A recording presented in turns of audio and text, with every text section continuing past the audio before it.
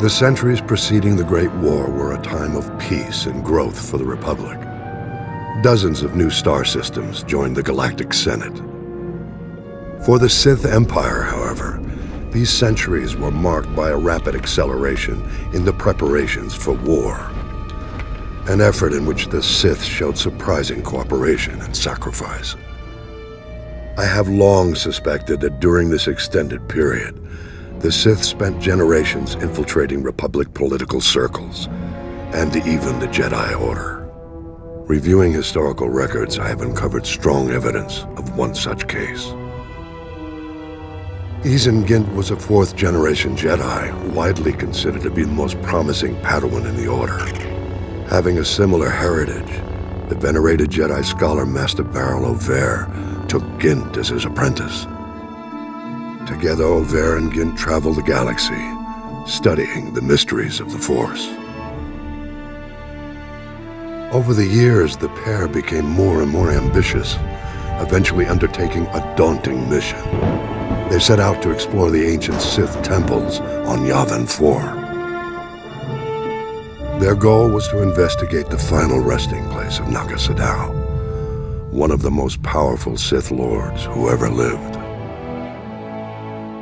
Arriving on Yavin 4, Over and Gint discovered that Naga Sadow's twisted Massassi warriors had survived the centuries. The Massassi originated as a Sith subspecies, forming the backbone of the earliest Sith armies. But Naga Sadow subjected his Massassi followers to heinous experiments, turning them into dark force-wielding monsters. Gint and Master Over fought bravely against the Massassi, but they were defeated and forced to flee deep into the temple. There they encountered the dark energies still lingering in Naga Sadow's tomb.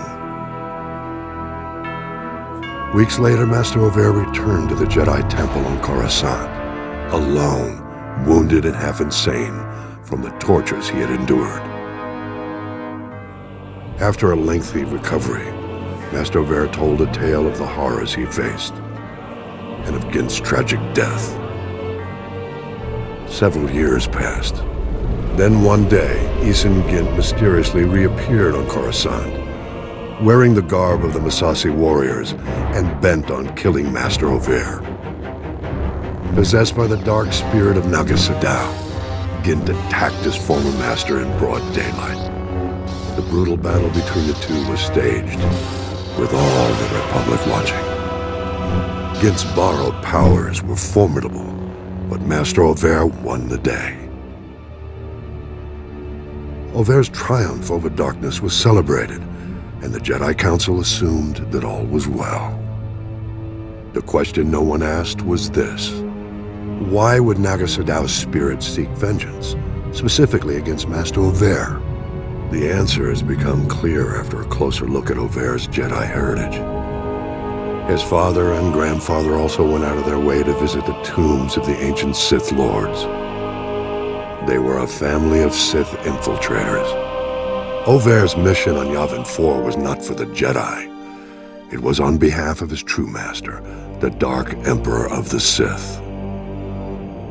The Emperor knew the spirits of the ancient Sith Lords could be a threat to his power when he returned to the known galaxy a century later. Over's trip to Yavin 4 was a preemptive strike. To seal Naga Sadow's tomb and ensure the Emperor's only enemies when he returned would be the Jedi and the Republic. How unfortunate that we've only learned the terrible truth about Master Over more than a century too late. Of course, this revelation only raises further questions. What other acts of dark subterfuge were Over and his family involved in? This will be the starting point of my next report.